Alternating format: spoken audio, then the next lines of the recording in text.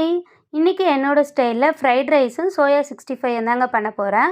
Soya சங்க்க நல்லா சுடு தண்ணீல போட்டு ஊற வச்சு எடுத்துட்டேன். நல்லா தண்ணி இல்லாம பிழிஞ்சு எடுத்துட்டு, நான் இன்னைக்கு ரெடிமேட் மிக்ஸ் மாதிரி அதிலேயே எல்லாமே இருக்கும்.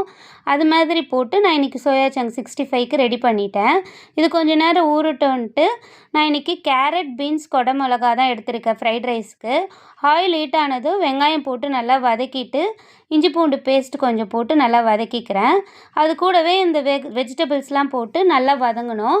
நான் இன்றைக்கி தட்டு போட்டு லைட்டாக மூடி வச்சுடுவேங்க. எப்பயுமே லைட்டாக வெஜிடபிள்ஸ் வதங்கணும். சின்ன பசங்க சாப்பிட்றதா இருந்தால் கொஞ்சம் இதுவாக இருக்கும் அப்படின்னு சொல்லிட்டு நான் மூடி வச்சுருவேன்.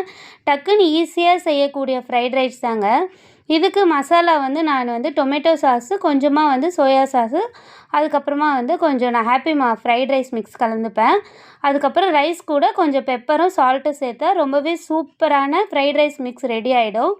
சைட்லேயே நான் 65ம் போட்டு எடுத்துட்டேன்.